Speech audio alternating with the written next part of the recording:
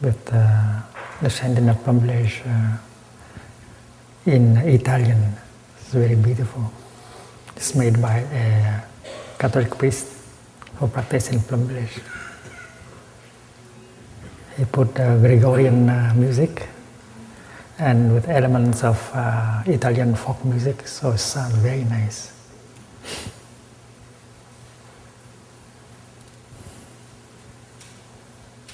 Well, Thầy is always ready. If you are ready, you tell Thầy.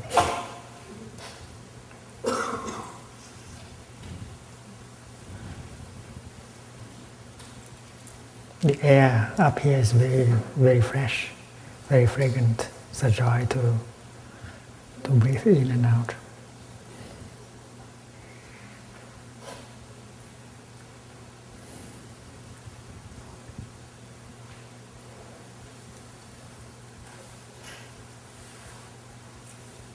Every morning we practice walking meditation to the meditation hall. We start at 5:30 to walk up here or down here. We have half an hour to enjoy every step. And we arrive maybe 10 minutes, 15 minutes in advance, and we enjoy sitting while other people are arriving. And during that time, no car is allowed to go up and down. And the air is very beautiful, very fresh, very fragrant.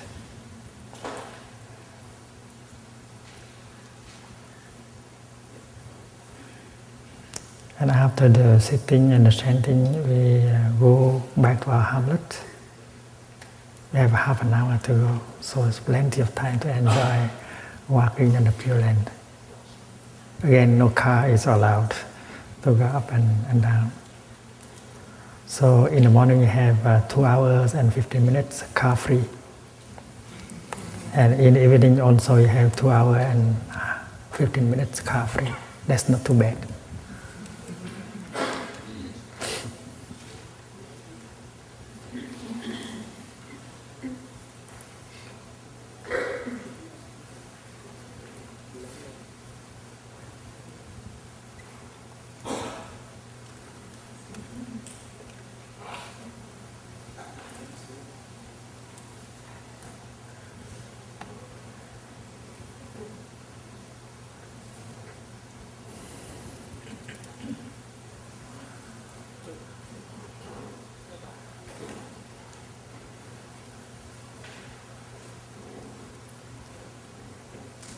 Lunar New Year is coming soon, in a few days.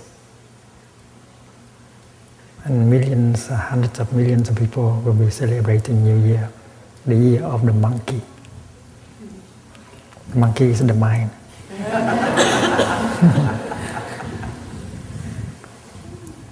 Always. The idea is not to force the monkey to stop, but to follow the monkey, to be aware of everything that happens in our thinking. We become aware of the movement of our mind. We don't try to suppress our mind.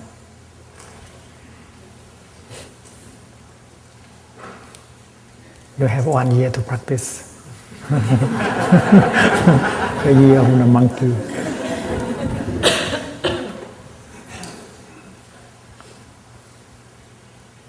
And in the Deer Park, we have 5 days celebrating the New Year.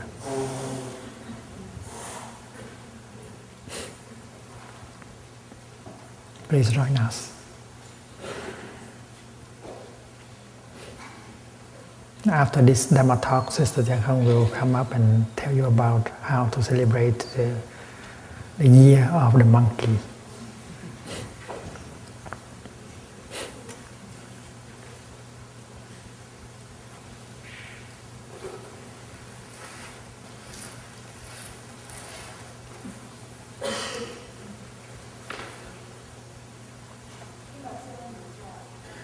You are ready.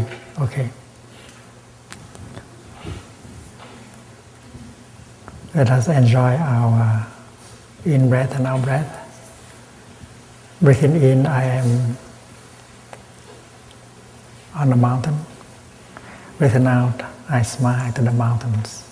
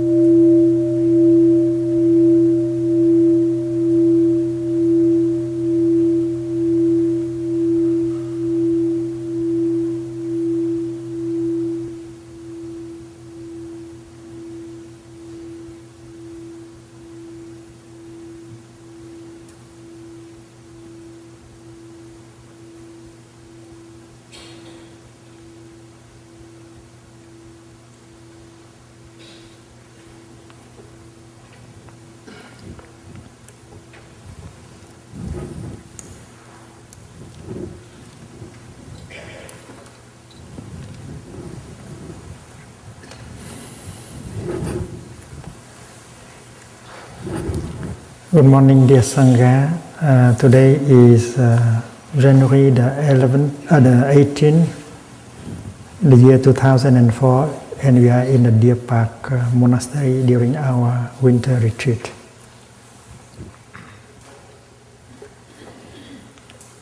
Last time we spoke about how to be fully present, how to become fully present, how to become fully alive.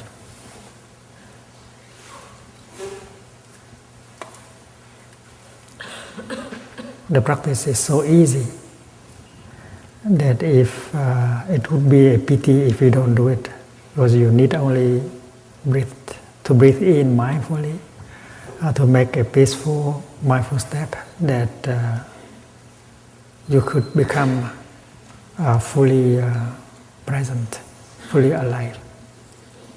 The power of mindfulness, the energy of mindfulness is available because every one of us has a seed of mindfulness in our consciousness.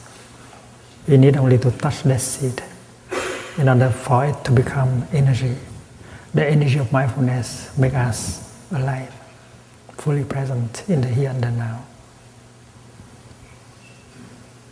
And that is the Buddha. That is our holiness. Holiness is not something outside, it is inside. The Buddha is inhabited by the energy of mindfulness, concentration and insight. We can also be inhabited by the same kind of energy. And if we keep the energy of mindfulness, concentration and insight alive, we are Buddhas. We are good continuations of the Buddha.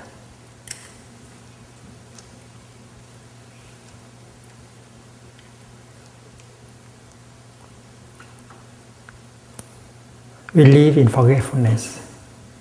We have pain and sorrow. That is the kind of garbage in us that can be used in order to nourish the flower of mindfulness, concentration and insight. the holiness is made of elements that are not holy, like anger, like fear, like jealousy, like despair. But if we know how to make use of these garbage, how to transform them into compost, we can nourish the flower of mindfulness, aliveness, compassion, and joy in us. Because garbage and flowers, they are both organic. The suffering in us is also of an organic nature. The happiness that we produce is also organic. And that is why both of them can be transformed, garbage into flower and flower into garbage. That is why practicing is possible. You don't need to throw anything away. We are like organic gardeners. We keep the garbage. We make them into heaps and we transform them into nourishing elements in order to produce the flowers of mindfulness, of concentration, of insight, of peace, of happiness. The Buddha also, he made his happiness out of the elements of affliction. And life is a process of transformation. If we know the art of transformation, then we will not be afraid anymore of the garbage in us. You can smile to them, "Oh, my little garbage, I know you are there, and I will help you to transform into peace and joy." So no need to run away from your pain, your sorrow. You just recognize them, embrace them, and help them to transform. No fear. And that is what the Buddha did during his lifetime. And that was what he wanted his friends, his disciples to do also. We always produce garbage. We also produce the worst kind of garbage: hate, fear, nuclear waste. And if we are aware that we are creating garbage, we should be aware that we can stop. We can start transforming these garbages into something more positive.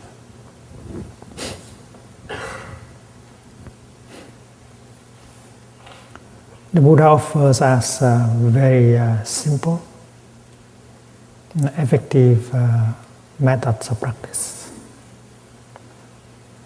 And we should master these methods of practice. And with that, we are no longer afraid of anything, including death, including sickness, including fear and despair. In the Sutra on Mindful Breathing, the first exercise he offers is in-out. Xuất tức, nhập tức. Breathing in, I know this is my in breath. Breathing out, I know this is my out breath. Breathing in, I know I'm breathing in. Breathing out, I know I'm breathing out. It's like a children's game to identify your in breath as your in breath, to identify your out breath as your out breath. And while you breathe in, you are completely aware that this is your in breath. Your in breath might last 10 seconds or 15 seconds. And during these 10 seconds or 15 seconds, you may have 1 second being fully aware that this is your in-breath. But nothing prevents you to maintain that awareness during the whole time of your in-breath.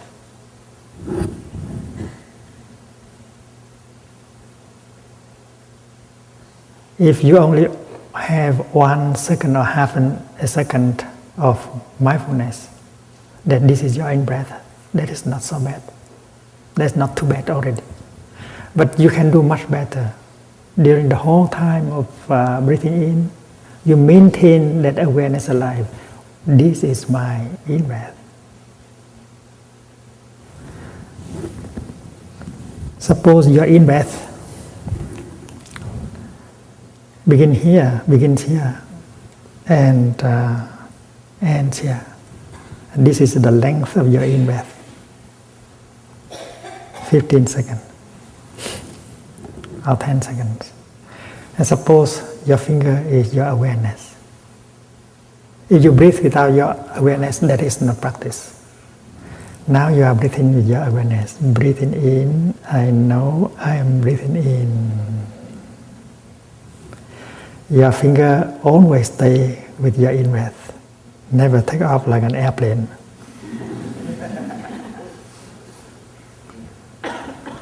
And you might use just one word, in. In, out. And this is your training. And if you know how to do it, you get the pleasure of the practice. This is not something hard to do. You don't need to make any effort. You just enjoy in-breath. And you are completely aware that this is your in-breath. You keep your awareness alive during 10 or 15 seconds.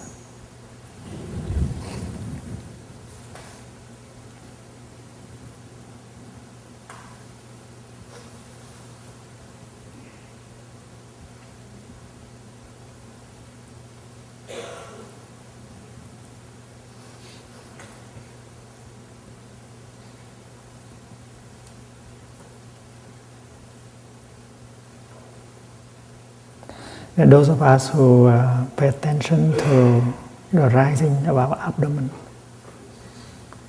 and the falling of our abdomen, breathing in, I notice that my abdomen is rising.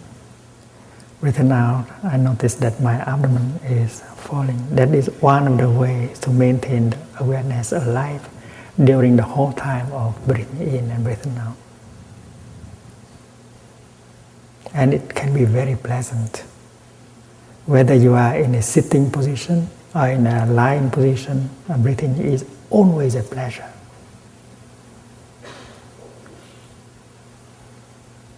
And since your mind is completely focused on your in-breath and out-breath, you stop all your thinking together. Because that awareness is not thinking.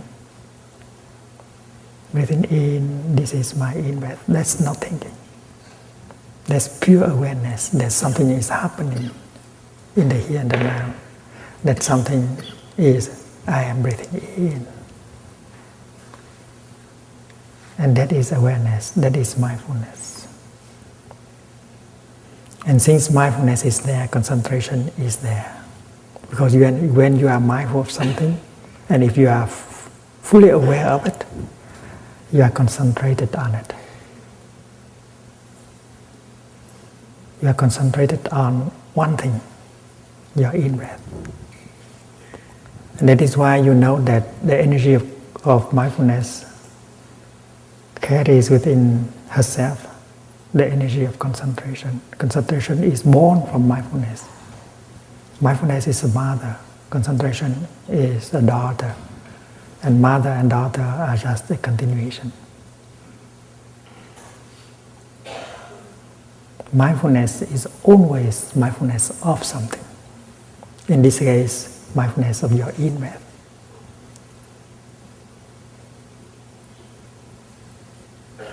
Concentration is concentration on something. And here you are concentrated on your in-breath. And in mindfulness and concentration, you can stop altogether your thinking. That is something very important.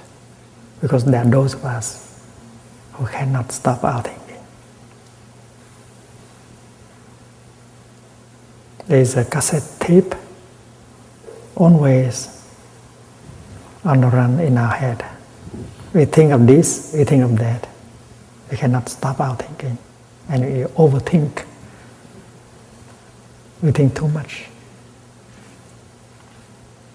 It's like a TV set left on the whole night. It becomes very hot.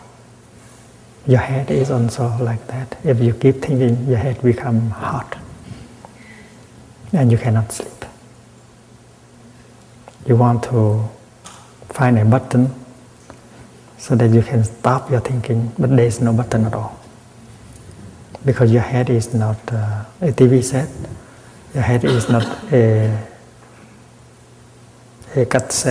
cassette player, there is no button. Fortunately, there is the practice of mindful breathing. And when you practice mindful breathing in and out, you stop your thinking because your mind is focused on your in-breath and your out-breath. You enjoy so much breathing in and out that you forget thinking.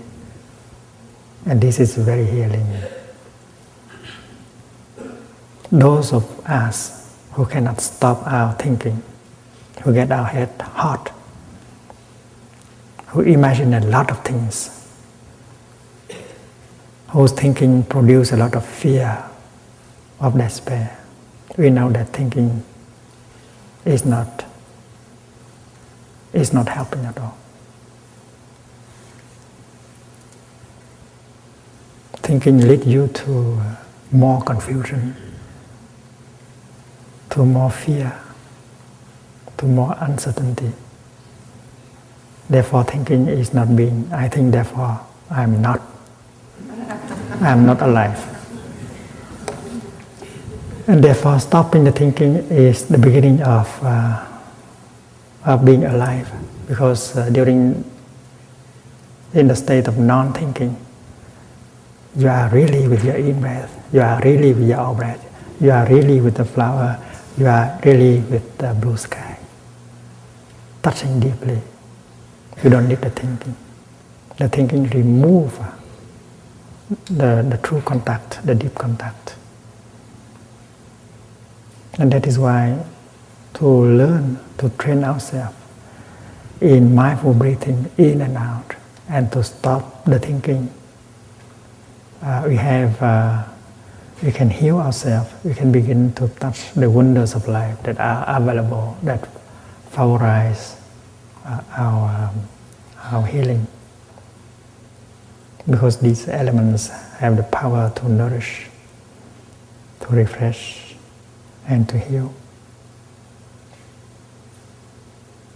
The first exercise proposed by the Buddha is already a big step, and it's so simple, so easy. You can enjoy doing that. This is not hard work. That is for your enjoyment. Breathing in, I'm aware that I am breathing in. I'm aware that I am alive. And being alive is a miracle. It's the greatest of all miracles. This is a practice of resurrection. People don't live their life. The body is there, but their mind is elsewhere, caught in their worries, in the future, in the past. And only one mindful in-breath helps them to go home to themselves and to become alive again. Resurrection is not a ritual practice. Resurrection is a practice. And every time you go back to your in-breath and out-breath, every time you use your foot to make a mindful step, you become alive again. That is truly the practice of resurrection, to bring life back.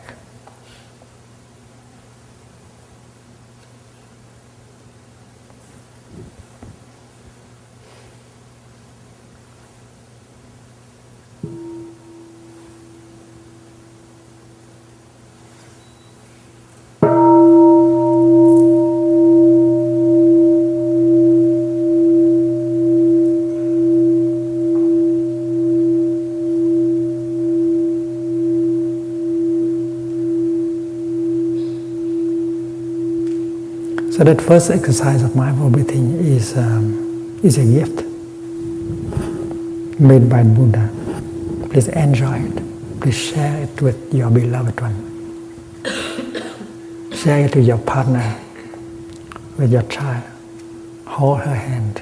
Invite her to sit down and to enjoy her in-breath, her out-breath. Darling, let us breathe in and become aware of our in-breath. And your mindfulness, your energy of mindfulness will support him, support her in doing the same. This is love. And you might like to invite him, to invite her to go for walking meditation. And both of you do nothing except enjoy your steps, your in-breath and out-breath, and get in touch with life. Both of you are Buddhas at that time because you are inhabited by the energy of mindfulness.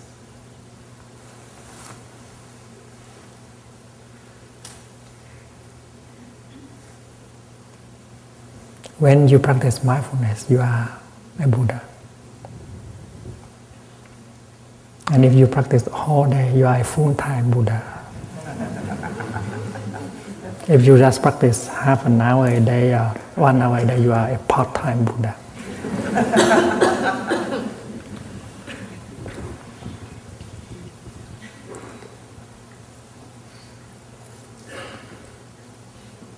The second exercise offered by Buddha is long, short.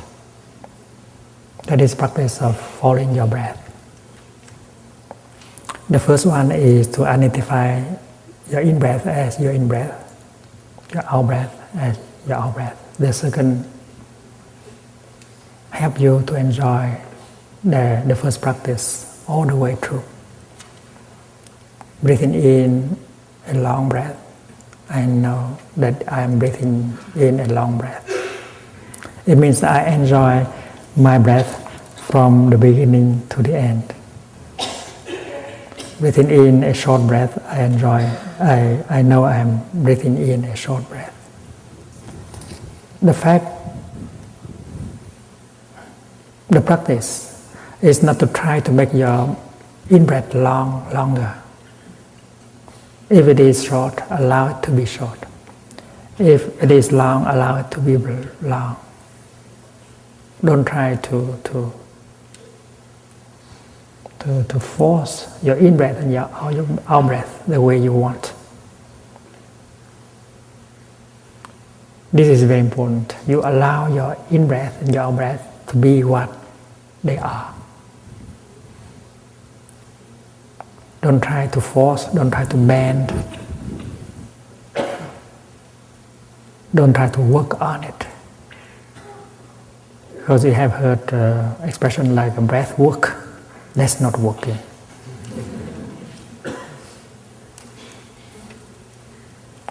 The practice of mindfulness is practice of becoming aware of what is going on. If your in-breath is short, you know that your in-breath is short. You don't criticize, you don't condemn, you don't judge, you allow it to be like that. That is what we call simple mere recognition.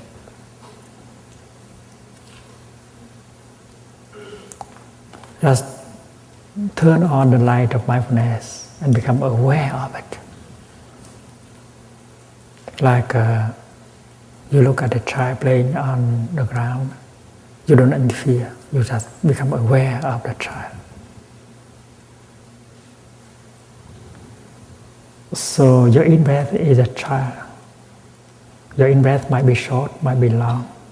You allow it to be what it is. You just turn on the light of mindfulness and become aware of your in-breath. And yet something will happen by itself. If you become of your in-breath like that for a few moments, the quality of your in-breath will improve. It is like a flower.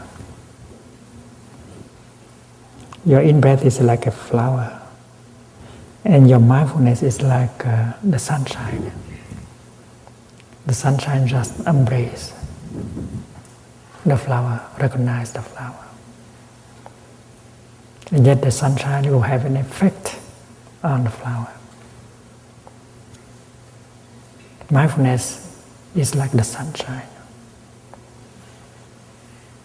It is a kind of energy. That energy is to recognize, to embrace.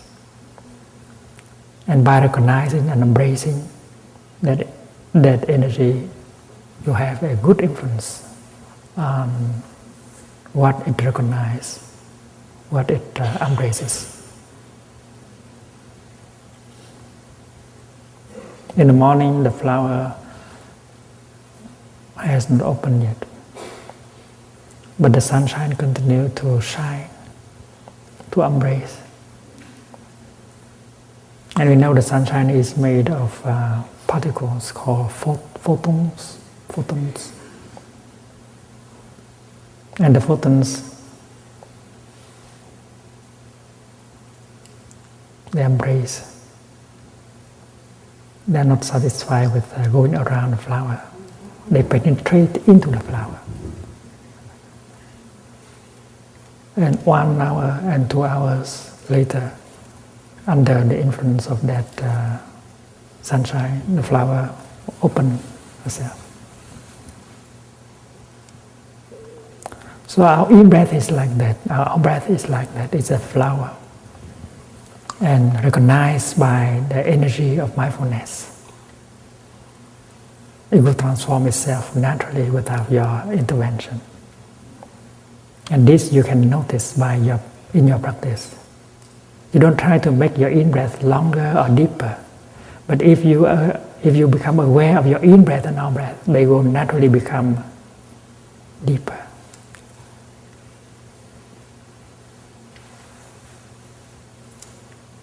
Longer and more harmonious. The quality of your in-breath will improve with the energy of mindfulness, embracing it.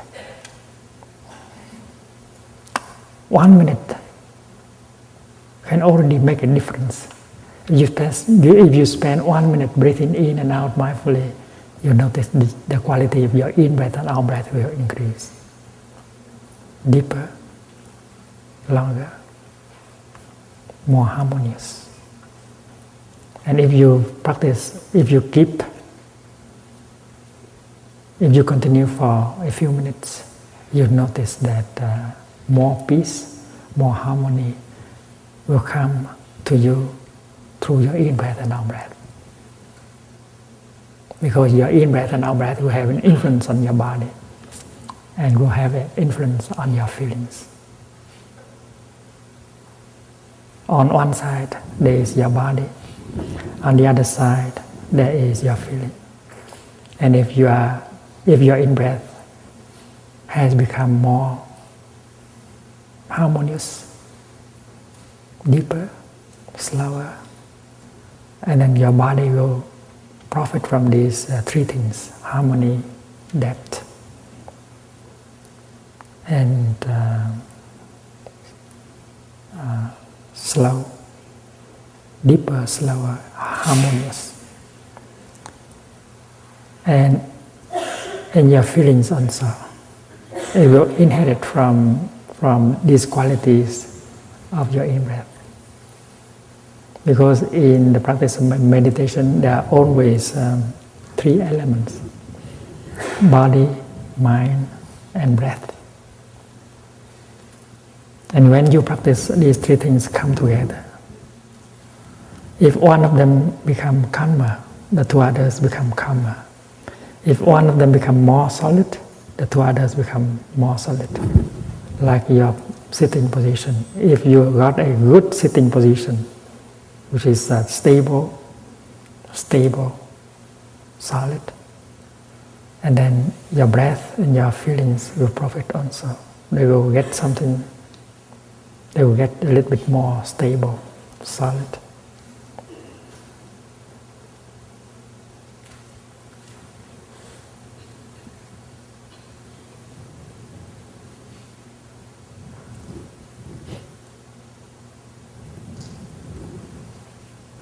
In the process of in meditation, the three elements, body, mind, and breath, become one. And all of them inherit from the energy of mindfulness and concentration. The oneness of body and mind brought about by mindful breathing.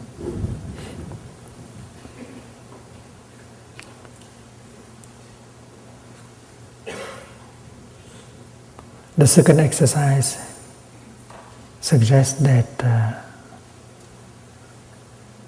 you enjoy your in-breath and your out-breath all the way through, from the beginning to the end. Not just in 1 second, but the whole. That is what we call Thich, to follow your breath. To follow your breath from the beginning to the end. And the end of your in-breath is the birth of your out-breath. And the end of your out-breath is the birth of your in-breath. It's like this. It's a continuation. If you want, you can draw like this. In-breath, out-breath. In-breath, out-breath. It's a continuation. No birth and no death. It's like when you play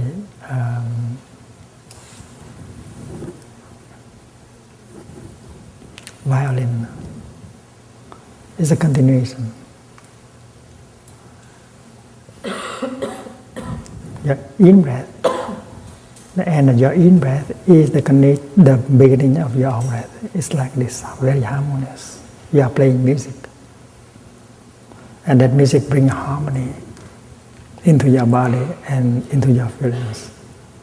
When you go to sleep, lying on your bed, allow your body to relax and play the music of breathing. And you can enter your sleep with peace.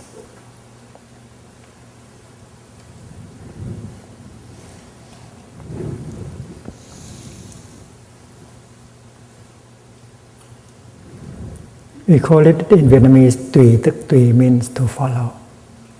Thich means breath. We follow our breath all the way through.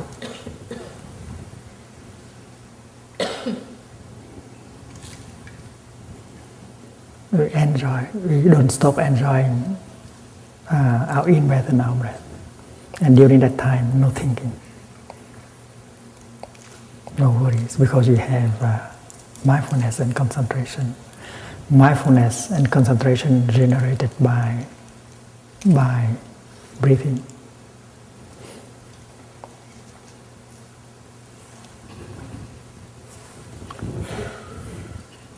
The third exercise offered by the Buddha in the Sutra of Mindful Breathing is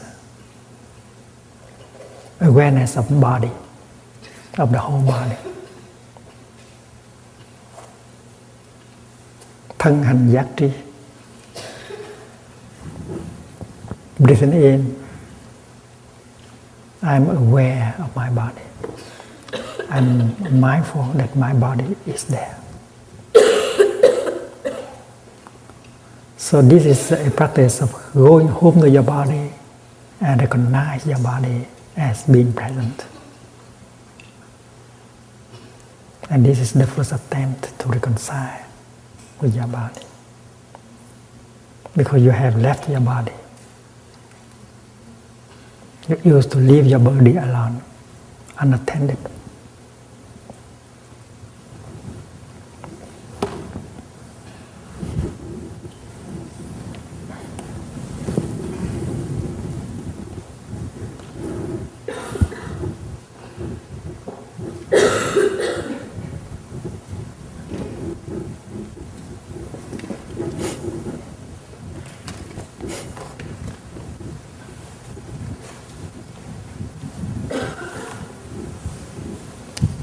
Now the first exercise is in out.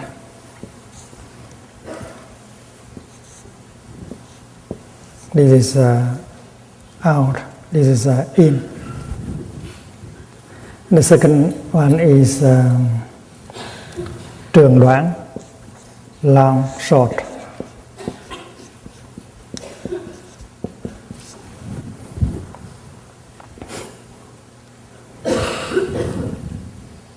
Long or short, it doesn't matter. What matters is that you become aware of it. The third is awareness of body.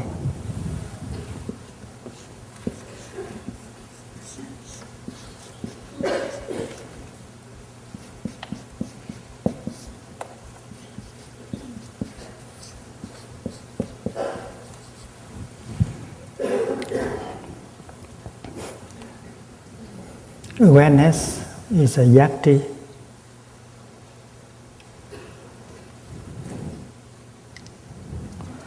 The word yak is enlightenment, awareness, illumination. Ti, knowledge. You know, you are aware. You wake up to the fact that your body is there. Already, that is already enlightenment. You are enlightened, you are aware, you know that your body is there. You recognize the presence of your body. This is very kind of you. The word Hanh is a technical, Buddhist technical term.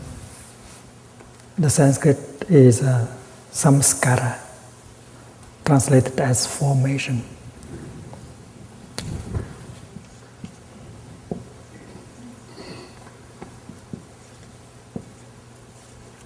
Formation.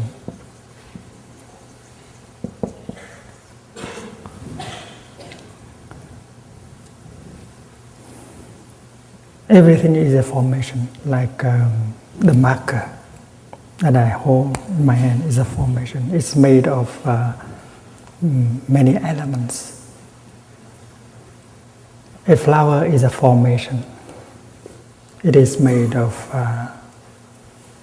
sunshine, cloud, rain, seed, minerals, earth, and so on. So anything that is made of conditions is called a formation. And the table is a formation. And all formations are impermanent. And this is a physical formation, the table.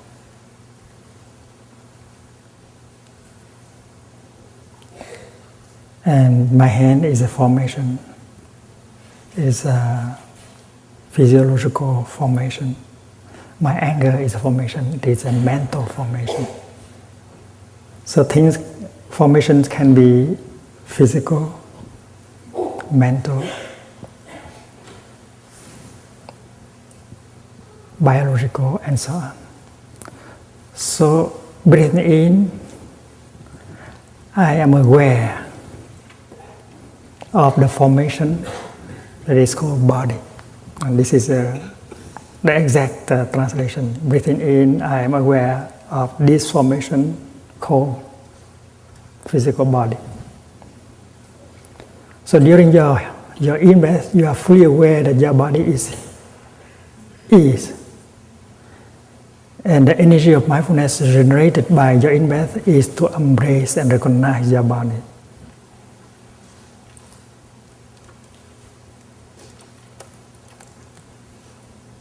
To recognize your body as a formation, to come home to your body and to embrace it with your mindfulness is very nice.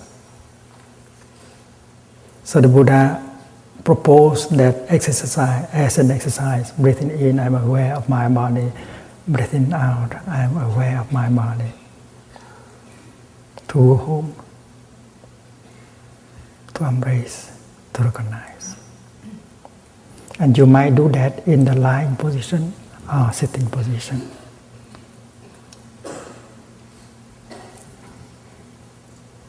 Going home to your body is very important. to become fully alive, to get a chance to reconcile with your body, and to help your body to heal. Because in the past we may have behaved as an enemy to our body. We have done to our body a lot of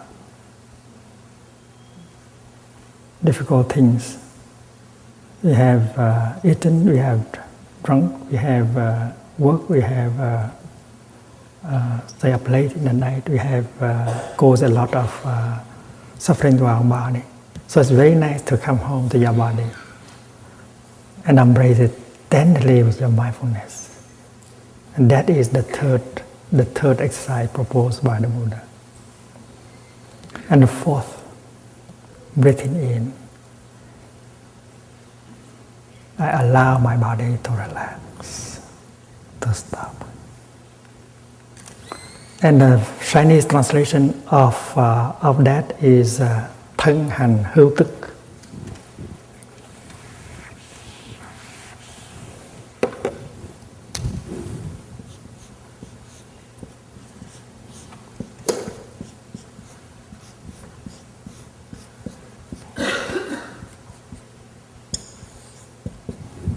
These are very old Chinese characters. This translation was 3rd century AD. Hữu means to rest. You are determined not to push, to press your body anymore. You allow your body to relax. And tức means to stop. To stop and to rest. So this is the old word characters, the classical terms for total deep relaxation. So the Buddha see in the practice the key of healing for your body. So in a sitting position or in a lying position, you come home to your body and allow it to completely stop, rest, and relax.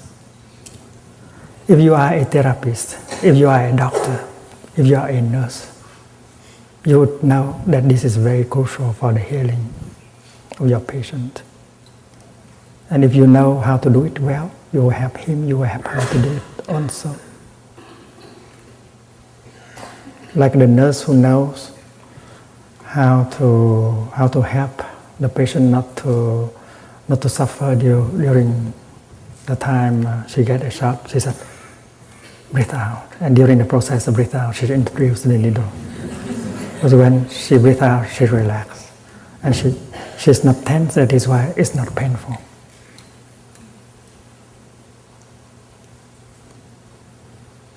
This is already the practice of love, of loving kindness, of compassion.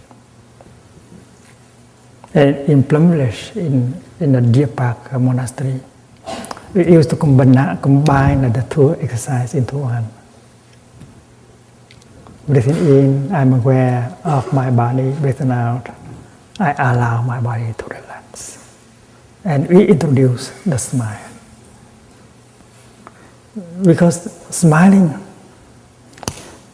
embodies awareness and embodies relaxation. This is a mindful smile.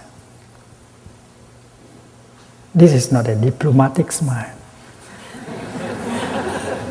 It is a smile of awareness. So we use a lot the practice of smiling. Breathing in, I'm aware of my smile. Breathing out, I smile to my smile. Because the object of mindfulness is your smile. And you use your smile as awareness and smile to your smile.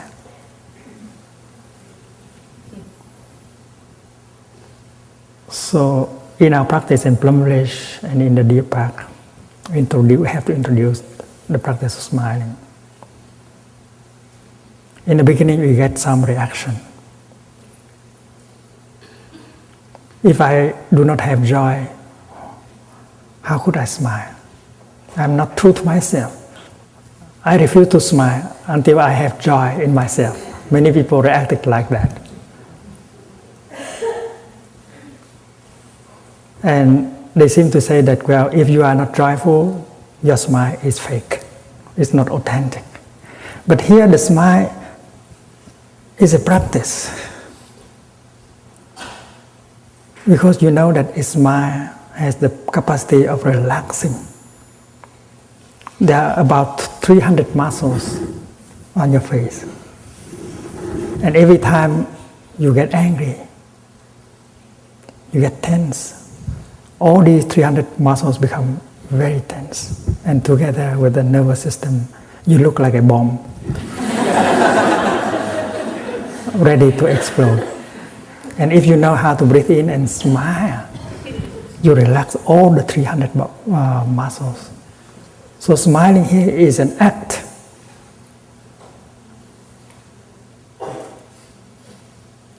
It's a practice. It's a practice of yoga. We call it the yoga of the mouth. And if you are able to smile like that, well, you get the tension release right away. And you don't discriminate against the body. Because if you say that, well, if I don't have joy, why should I smile? You think that your mind is the boss. Your mind should be the leader. If your mind has joy and then you allow your body to smile, but you discriminate against the body can take the lead. And if you know how to smile, and you get relaxation and the joy come later on. And we know that mind and body can be together. Mind and body are the two aspects of the same reality. The mind contains the body and the body contains the mind.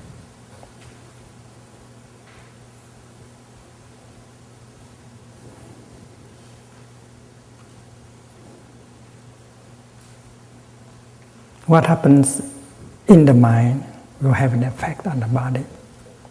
And what happens in the body will have an effect on the mind. Why discriminate? That is why practicing the yoga of the mat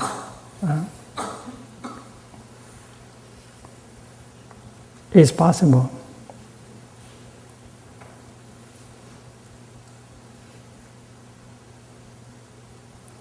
If you can smile, you release all the tensions and the joy will come. And that is why introducing the smile into meditation is very smart. And you know that the Buddha always smiles. If you are a good artist, you always put a smile on the lips of the Buddha. The Buddha smiles to everything, even to suffering, to difficulties. And the practice of smiling shows that you have courage, you have wisdom, you have compassion. And first of all, you have compassion toward yourself. Look into the glass and see how tense you are. Be compassionate, smile to yourself. So breathing in, I relax the formation core, physical body. And I think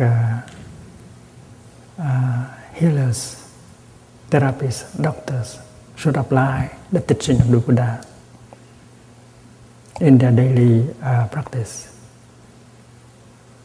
In hospitals and so on, the practice of total deep relaxation, going home to your body and take care of it, smile to it, helps tremendously. And you are a doctor, you are a therapist, you may explore more of the sutra on mindful breathing. It's a treasure. And the Buddha is very practical, very compassionate. You know that in the first four exercise of mindful breathing, he entirely deal with the body, because the breath is part of the body. And after having dealt with the body, he began to deal with the feelings. The second group of exercise will deal with the feelings, but the first group of exercise deal only with the body. And you cannot deny the role of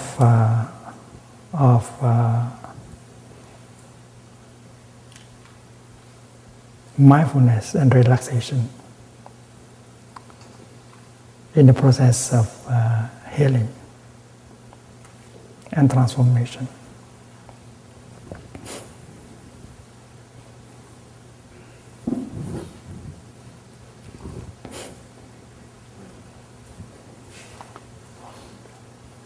In your sitting meditation, you may like to devote your time to just enjoy one or two of these four exercises. And of course, when you are ready, you can take up practice like contemplating on impermanence, on non-self. But first, you have to master the art of bringing mind and body together to be fully alive, to be peaceful, to be relaxed. And later on, you will learn about other exercise of breathing that deal more with the nature of our true nature, the nature of reality.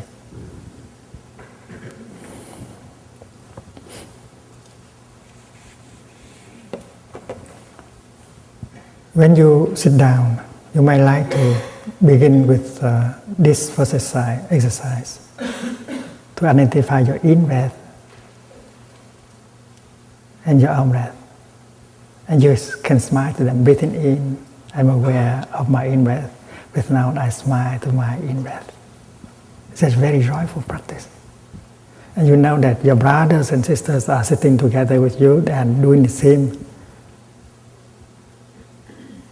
And the collective energy is powerful, penetrating into each of us. And that is the benefit of practicing with the Sangha. You are always supported by the energy of the Sangha. And you enjoy your in-breath and out-breath from the beginning to the end. Never allow the thinking to intrude, to stop the process of enjoyment. And then you come home to your body.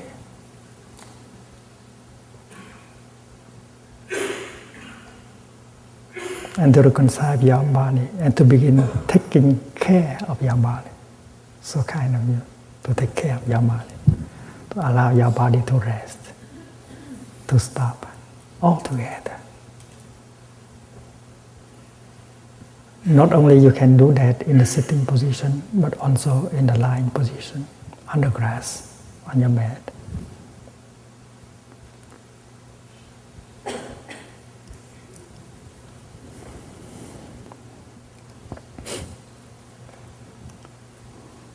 And everyone can succeed in these four exercises.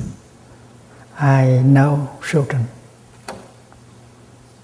who succeed in the practice of these four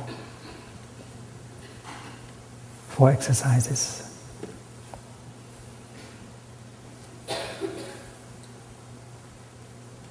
And during the process of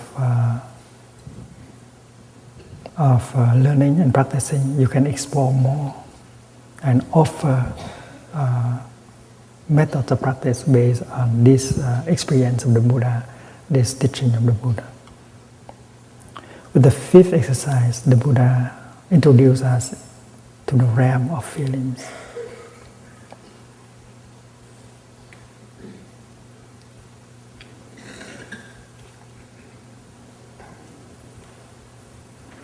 Breathing in, I feel joy.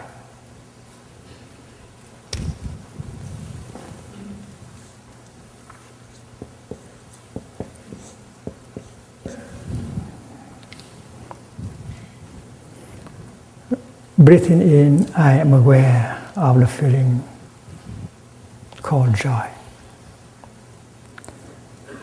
Breathing out, I am aware of the feeling called joy. Because feeling is also a formation. And this is no longer a physical formation, it is a mental formation, joy and happiness. Breathing in, I am aware of the feeling called happiness.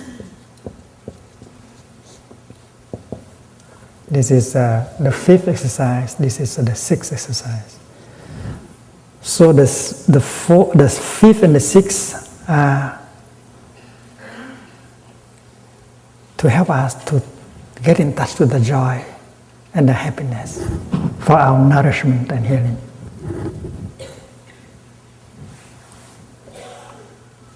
Of course, during the process of practice, you have to touch the pain, the sorrow, the negative. But if we are not strong enough, and touching these negative things may not be very beneficial, that is why the Buddha urged us to practice selective touching the seeds of joy and happiness first, so that you can go strong enough in order to handle the blocks of suffering. Well, he's a very good, very excellent therapist. You know, if your body is weak, you cannot undergo a surgery. The doctor has to help you to get stronger before you are allowed to go through a surgery. This is the same. You should get enough joy and happiness in order to be strong enough to handle the blocks of suffering and despair in you. And how?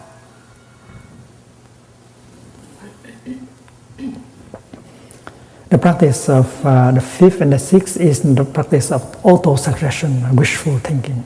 You are not happy and you imagine that you are happy. This is not possible.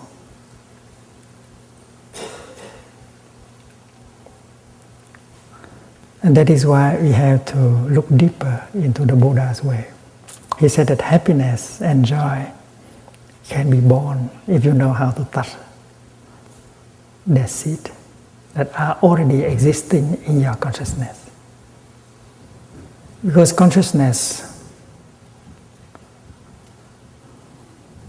our consciousness is made at least of 2 layers. And the upper level of our consciousness is called mind consciousness.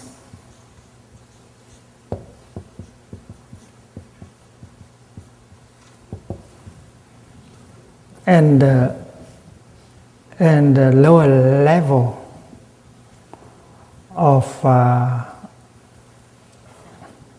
consciousness is called store consciousness.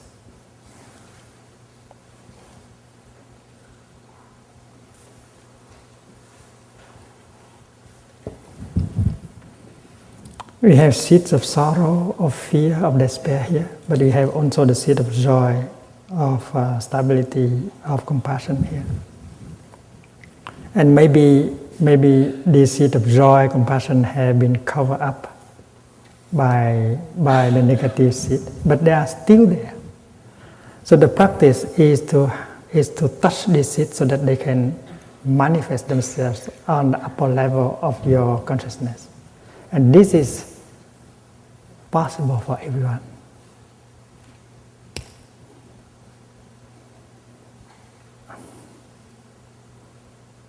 And the Buddha said that, well, in order for joy and happiness to become real energies, bringing you strength, and then you should know how to touch these positive seed in us. For this moment, don't try to touch this negative seed. You should begin to touch the seed of joy, of happiness in you, so that they can manifest here as a source of energy, nourishing you, make you stronger. And the way the Buddha does it is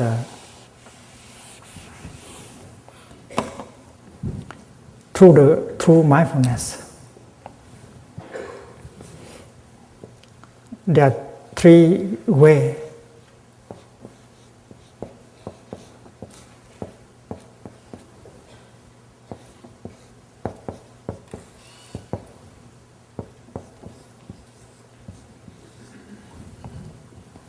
The first way to bring joy is li means to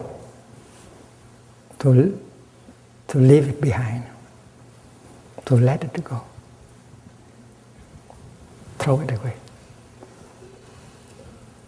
And this is a very wonderful practice. Something that you may have considered to be crucial for your happiness, for your safety. But in fact, if you look deeply, you may realize that they have been an obstacle for your happiness, for your liberation. And if you recognize them as an obstacle, you can throw it away, you can leave it behind, and happiness comes. Most of us live in a busy city. And during the weekdays, we suffer because of the noise, because of the pressure. So when the weekend comes, we want to get away. We may need half an hour or 1 hour to get out of the city. And when we begin to see the hills, the fields, the trees, the blue sky, we feel happy. Because of what? Because we have left the city behind. Leaving behind, allow it to go, is a way of bringing joy and happiness.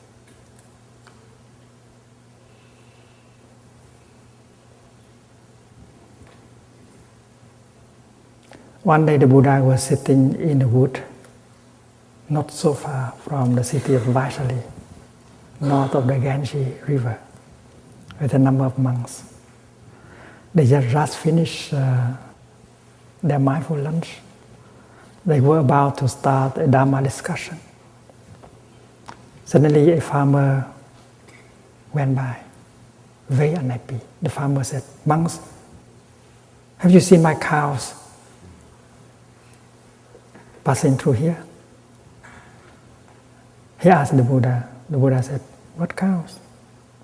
We have not seen any cows." And the farmer said, "Monks, I think I'm going to kill myself. I suffer so much. I have a few cows, and this morning they have run away, all of them. That is not all. I have a few acres of sesame seed plants, and this year the insects have eaten them all. I have nothing left. I think I'm going to kill myself." So out of compassion, the Buddha said, "Dear friend, we have not seen your cows passing by here. You might like to look for the other direction." So the farmer left and searching for his cows. The Buddha looked back at his monks and smiled. And that is what he said, "My dear friends, you are very lucky. You don't have any cows to lose."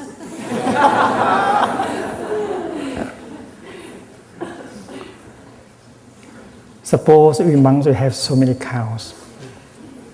We have to take care of our cows. And from time to time we lose our cows. We will suffer a lot. So the secret of happiness is that you should be able to release your cows.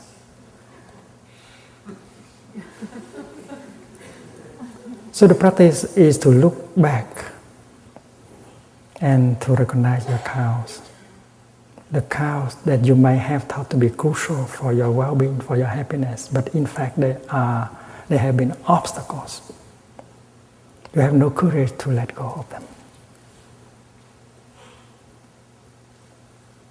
Take a piece of paper, go to the foot of a tree, and write down the name of your cows. Look deeply to see whether there are cows that you can let go. This is happiness.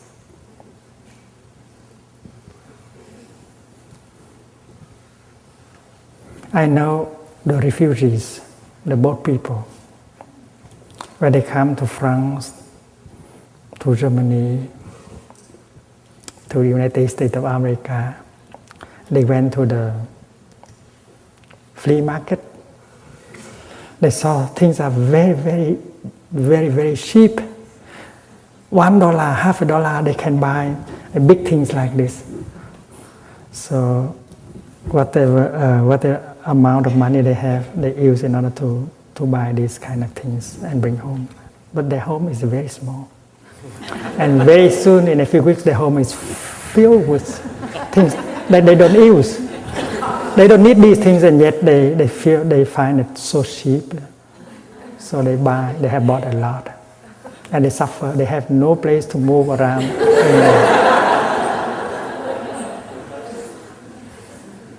One day they get enlightened. They said, I don't need these things. Why should I keep like that? So they begin to give away. And they have a lot of space to move in. You see, happiness lies in the fact that you are able to let go. You have too many cows that are not crucial for your happiness. They have become the obstacle for your own freedom, your own happiness. That is why write them down, the names of all your cows, and begin to release one by one. That is the secret of the Buddha. He had released so many cows. Finally, he became very free, like the moon sailing in the blue sky. So free. The happiness is total.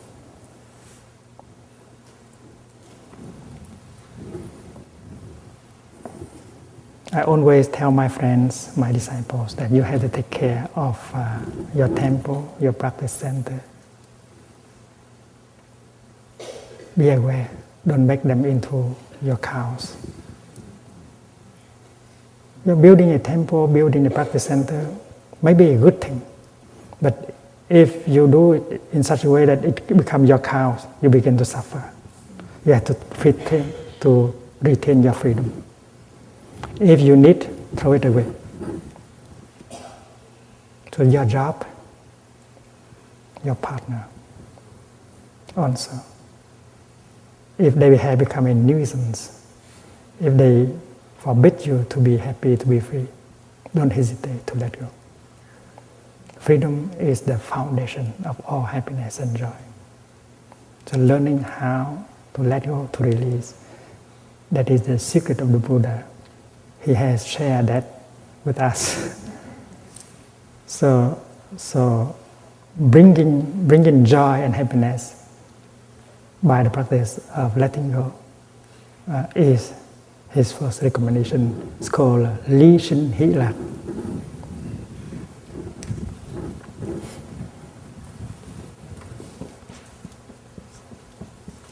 Lý, let go.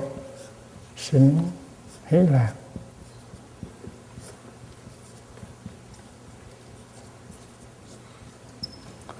The joy, the happiness born from the act of letting go. Joy, happiness born from letting go. This is the first practice. The second practice is mindfulness. Niệm sinh hỷ lạc.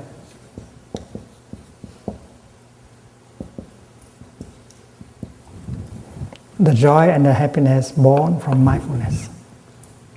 Mindfulness is to become aware. There's so many wonderful things, refreshing, healing, nourishing elements within us and around us. But because we live in forgetfulness, that is why we cannot get in touch. We live with the wonders of life. We live in the kingdom of God, in the Pure Land of Buddha, but we cannot get in touch with all these wonders of life that are always available.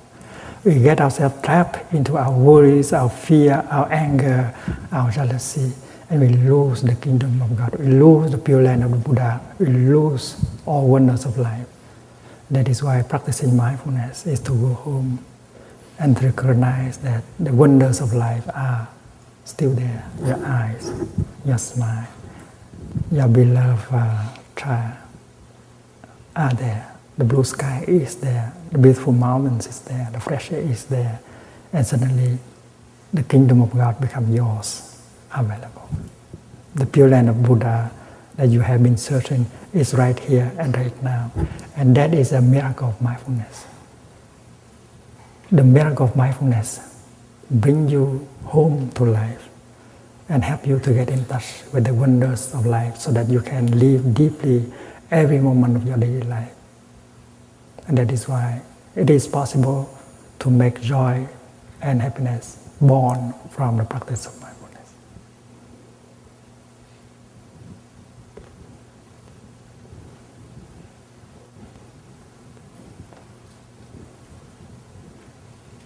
Joy and happiness born from leaving behind, joy and happiness born from mindfulness, and joy and happiness born from concentration.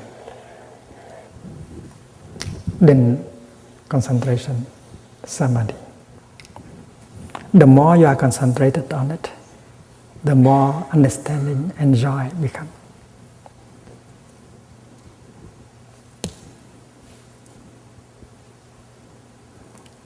When, suppose you have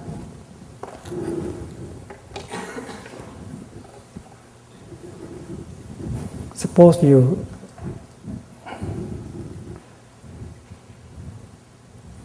become aware of the water, the tap water. You are putting your hand under the water coming from the tap. And if you have mindfulness, you see that it's wonderful that the water comes right here for you. The source, the water from the source up there from the mountain or deep on the earth now come to your house. And that mindfulness help you to be concentrated on the fact that you are washing your hand and the water from the high mountain is coming to you. And during the time of washing your hand and putting some of the water on your face is so wonderful.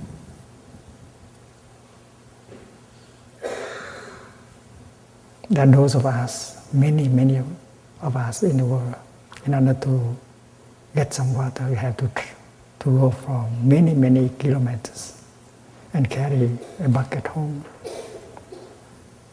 And when we carry them home, it's hot in the sunshine. And here, where the water comes to your home, and you just need to open the tap, and the water flows like a miracle. So if you have mindfulness, if you have concentration, you live very deep moment of happiness. You don't need a lot of money, you don't need fame, you don't need power. Just mindfulness, just concentration, and you can live very deeply your moments of daily life, full of happiness and of joy. You are performing the miracles of being alive. So this is not wishful thinking. This is not auto-suggestion. This is not hypnotism. This is the real practice of touching the seat of happiness and joy by using the energy of the wisdom and the energy of leaving behind, releasing the cows, generating the energy of mindfulness, generating the energy of concentration.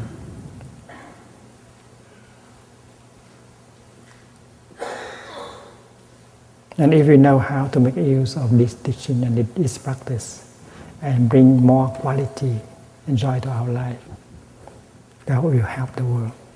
We help the people around us and stop the course of destruction that has been inflicted on us for too long.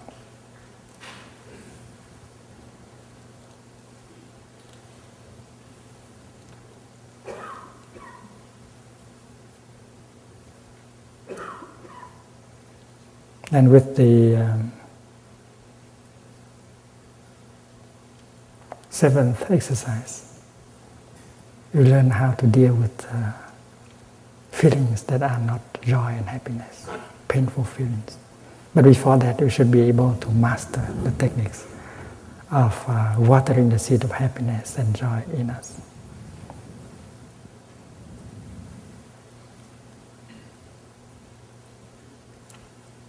The sutra on mindful breathing is a treasure. The day I discovered it, I was so happy.